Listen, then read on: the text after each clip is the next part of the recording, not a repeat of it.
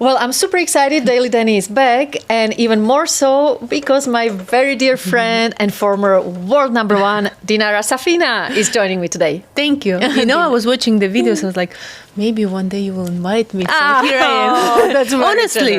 No way. Yes. It's actually the other way around because you know how much respect I have for your game and how much actually we've enjoyed all the time we got to spend together on the tour, not only playing matches against each other and playing countless back and cross course trying to show each other who goes up the line first. But I think we always had such a mutual respect and always wonderful conversation, just like before coming on air. It's true. I think it's you said a very right point, and I think still now the only thing is missing. We want to hang everybody together, you know, with who we used to play, because there's so much amazing time we spend it together. It doesn't matter we were like on the court rivals, but off the court still it was that respect, you know, we had for each other. And even now, you know, after so many years, you see each one and you're like, oh my God, you know, I really missed you because of that warmth that you have inside for each person. Yeah, I'm getting goosebumps because literally when we saw each other in the lobby of the hotel, we were generally so happy to see each other because it's been a while. It's been way too long. It's been long, but I think last time we've seen each other was in Australia, 2020. Yes. Yeah, but more when I've seen here Anna. I haven't seen her only on Instagram, but I haven't seen her more than, well, I played my last match in 2011. So I think, I don't remember when she already stopped when I was here for the tournament. And I've seen her and I'm like, oh my God, like it's, from one hand, you think it's been 15 years, but from the other hand, you look at her like, I think I've seen you just yesterday.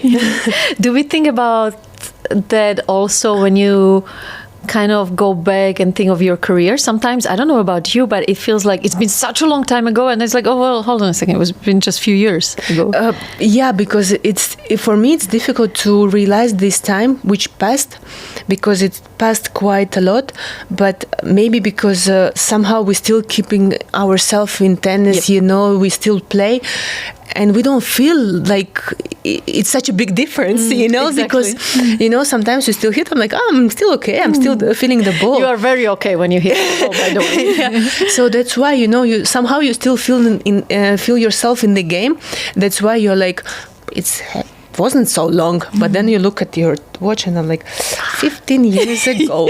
It's crazy when we think about it. Going back then, what do we miss the most? What did we enjoy the most of our generation? You know, from my side, I would say the tour. You know, that those moments, you know, doesn't matter they're good or bad, even when you would cry like after losing the match or you winning, you know, after the tough match. But those moments, I think it's very difficult to find in a real life. It's different, you know. I'm sure you still can be happy and I'm happy, you know, but it's different. And you know, those unique moments, you know, that now looking back, you understand it's not such important, but at the end, at that moment, it was the catastrophe, you know, like you lost the match, I don't know, with match point, and you're like, it's the end of the world. But now when you look at the players and like, it's okay, you will lose still so many matches, you know, don't even think about it. Dinara, now you see the tour obviously from the coaching perspective. You work for the tournament as well. What would you advise the next generation players that you see now from the other angle? You know, many things I would say I see differently, and I would always, you know, like I mean, you can give advice only to someone who is asking for your advice. But from one hand, between, you know, sometimes I see they don't take it too serious. You know, sometimes they lose the match and like they're, and I'm like, it's very short period of time you play tennis. So what I always say, like, give your 100% day by day. Doesn't matter you win or lose, but in this way, because sometimes I feel like they practice on their work, but their work, you know, like, you know, you have to go out of the court, you know, squeezing your t-shirt. That was my mentality, because you never know how long it's going to be tennis.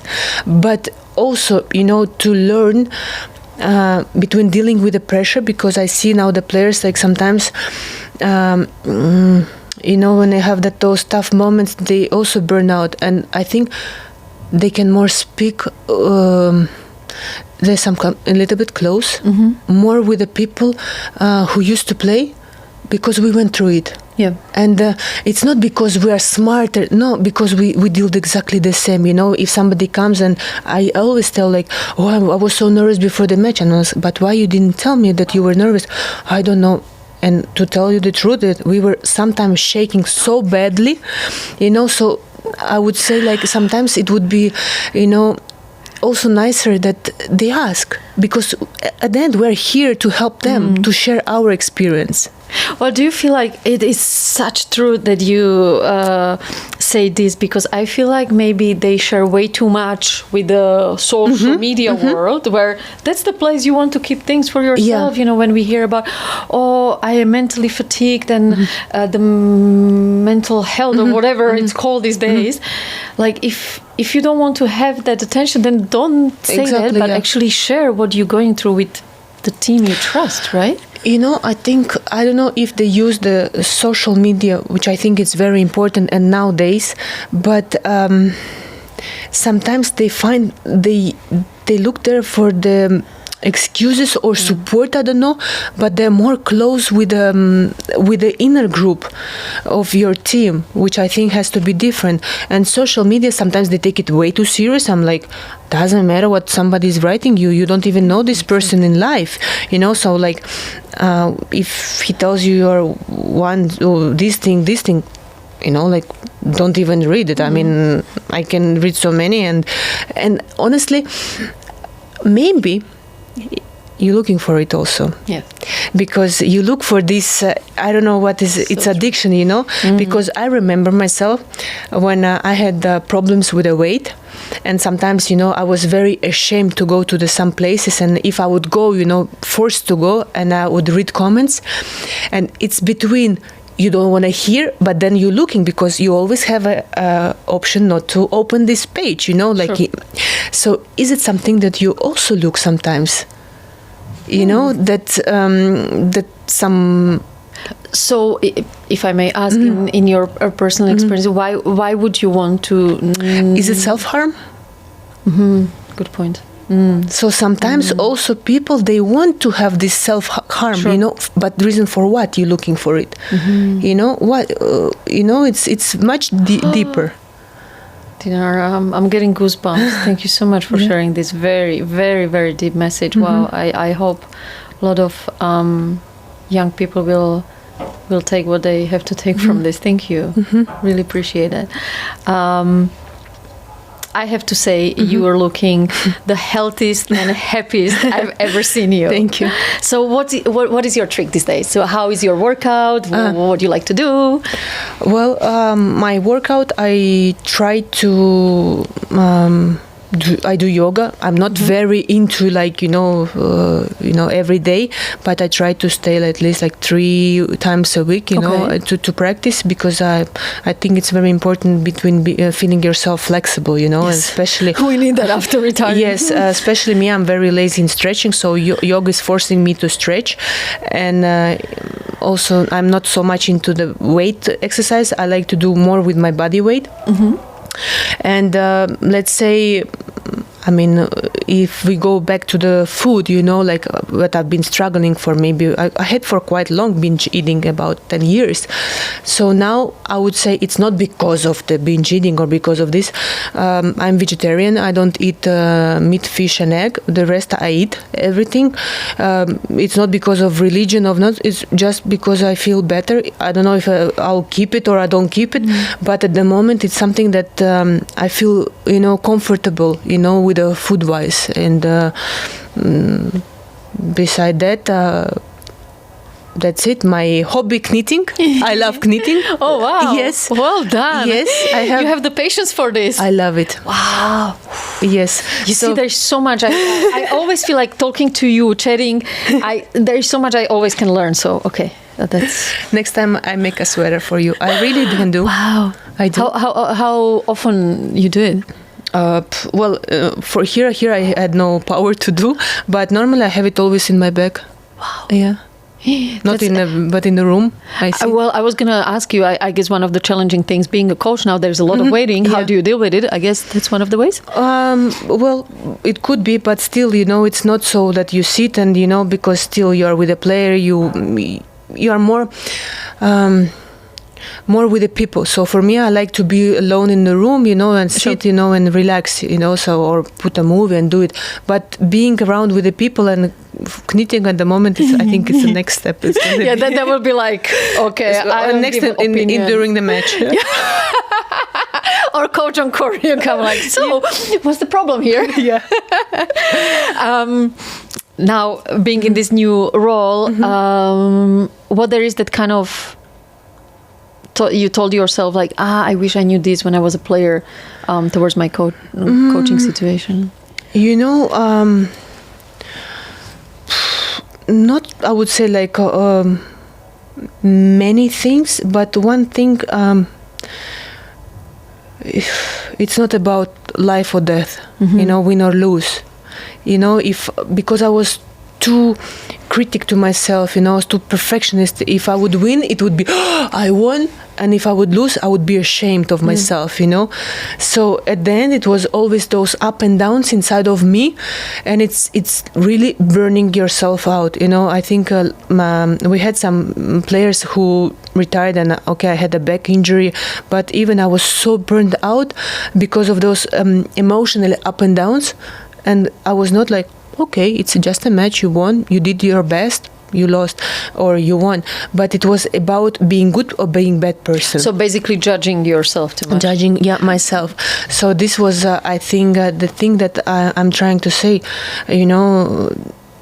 for me, even you can have a bad practice, but give your 100%. It's not about, being good practicing, being good person. If you win a practice set or you lose a practice set, it's to take as a part of your job.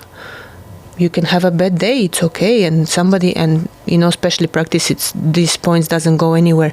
But for me, sometimes, be more, not love more yourself, but, it's not about, being good or bad person even on the practice results or match results. It's in general knowing who you are. At the end, you are a person, and your values, your life values. When you step out of the court, it's what stays with you. The results at the end, they will, you will not go with, with the paper. I was like number 1 or number 5 in the world. No, you don't go. You keep your in yourself, and you step out of the tennis court with your inner values. Can I go back on tour and you being my coach? Gosh, or you might. I don't think I will be telling you as many smart things as you are sharing right now, and it's about that balance, right? Like you said, give yourself 100%. Yeah. And at the same time, don't judge yourself, which is not an easy thing to do, right? If I tell you, you understand what I mean. Yeah, but we are a little bit older. Yes, but that's why you try to explain, that's what we want to share. And with each person, with the next generation, it's stupid to say, but we're like 39 and we say about next generation, because sometimes I'm thinking like, my God, I'm 39 already. It's still difficult to realize, but that's what we say. And 100% it also can be fun. It's not 100%, dying on the court. It's 100% of fun. You enjoy, you play tennis. For me, I think the best example is Alcaraz. Yes. Yeah. Between hard working and enjoying. He goes on the court. Cool. He really sweats. He works hard. But he's enjoying his job. At the end, that's what I'm trying to say. And that's how it comes, If you start to enjoy, at the end you play tennis because you love it. You cannot play tennis because you hate it, and you do it for, for money, because it doesn't last long if you play only for... No. Because you love tennis, you play with your passion, so do it 100%. But still, if one day is not good, it's okay. You still keep this love for its sport, because doesn't matter. Tomorrow you're gonna put your shorts, shoes, you tied your shoes, t-shirt, and you're still going to work. But if you will doesn't matter what you will, you know that you still love it, and you even like sometimes you can be angry at tennis, but when you love somebody, you still can be, you know, like, but deep inside you love it. So do it, you know, with a passion. Can you promise me one thing? Yes. Can you be around our sport for the next 10 and 15 years? Because we so need you. And I'm just so grateful I have this opportunity, Dinara, to be getting these answers, because it's so precious, and especially in female sports in general, we need experience like yours to hopefully make specifically in tennis our tour better. I know right now you are coaching Diana Schneider. She had a great match today against Iga Swiatek. How do you feel about her game, and where maybe women's tennis is in general these days? For me it was interesting because I was doing for almost a year for it's a social channel Больше. I was so with Miss Kina, so we're doing, and I'm like not advisor, but I come there not very often, but you know, they ask my opinions about some matches, and for me I was watching quite a lot of matches, and I'm like, and I see the game and I'm like, am I wrong or am I right? Because on TV it's difficult to feel the ball, because I need to hear the sound, you know, on court. And for me, when I came to the tour, I was like, interesting. Everything what I've seen, was it right? And I think in most of the time I think I'm right. Regarding this match, and I spoke with Diana before the game, and I told her, don't overprice the players. Sure. You know, this is, and I told her, you know, like many times, when I was there, I was shaking more than opponent, but the problem, you guys, you shake before, you know. But this is also, I think, about in general, like I told her, like, you have to know your game, and then it's a ball, and you have to know, okay, I do this doesn't matter who's on other side. That's, I think it's a little bit more in men tennis.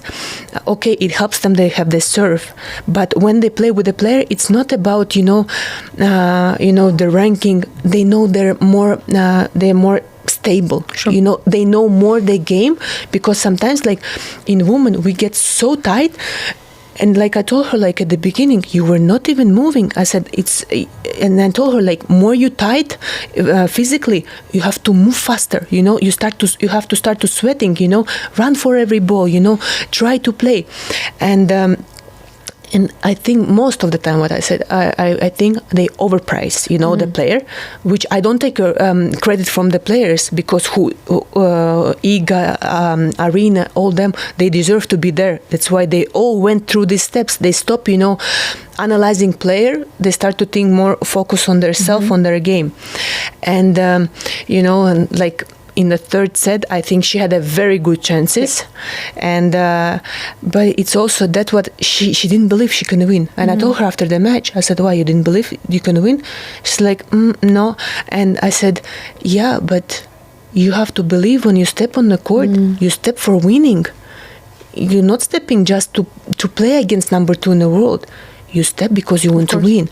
And they have to change this. And this, it's I think it's building from more day by day with understanding yourself, between who you are, understanding your game. When you practice, what are you doing on the court, to learn what is my game at the end. Because when you know what is my game, then you just go on court and you play.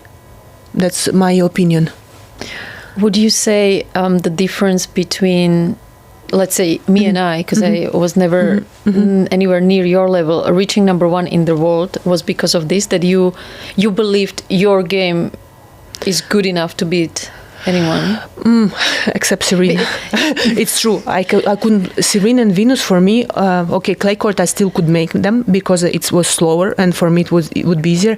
Hard court, honestly, for me, I knew I have no chances. Like, I don't know, it was impossible for me to change my mind because, again, especially against Serena, I knew whatever I do, she does better. I feel like that on grass. On hard, I feel like, okay, yeah. if you maybe get her moving. Me, no, because especially I like to read the serve. With her, for me, it was no chance. Yeah. But my point is that a lot of the players say, yeah, but I'm nervous, I'm shaking. We were shaking. And you managed to get through it. You know, sorry that I interrupted. No. You know what? For me was the key. I knew that I work harder. Yep. So I tried to overcome this fear with working hard. That I knew that that I can do some of the things even with the closed eyes. Like, I don't know, I could stay like the whole day, like we make fun of being back in cross court, but sometimes it would be enough. Yep. So you knew, doesn't matter, I can play. You know, even with the shaking, I knew that I can do some things without mistakes. You know, I knew like, okay, I don't feel this thing, it's okay, I will run. Let me, you know, but at the end, you know, you need 3-4 games to go into the match, you know, after that. But for these 3-4 games would be enough if I would start just, you know, fighting for each point. Yeah. Basically, the message kind of is that despite the fears, despite shaking, despite sometimes doubting ourselves, we went through it. Yeah. Because we knew what we have to do. I mean, like you knew that the weapon is back in cross court and you would go down the line, but you knew that you would do it 10 out of 10. So you would build, whenever you're nervous, your game through this shot. You will not build, say, your game, you know, through the forehand. No. The same as me. You know, it's to tell you. So we knew our weapons. So when we were nervous, we would build the opponent game to our advantage, because you knew what you want to do with each point. What are you the most proud of in your career? Honestly, I think I took my chances. This, I would say, like, I had the opportunity to be number one. I was lucky that Serena didn't play at that moment, and I was, you know, I took it, my chances. Unfortunately, I haven't won a Grand Slam, and I had the opportunity to win a gold in Olympics. Jelena played unbelievable there, which is, I know, you know, some people unfair to be number one, but, you know, at the end, I think for what I'm proud, that every day, every match, I was, you know, fighting till the end and giving my 100%.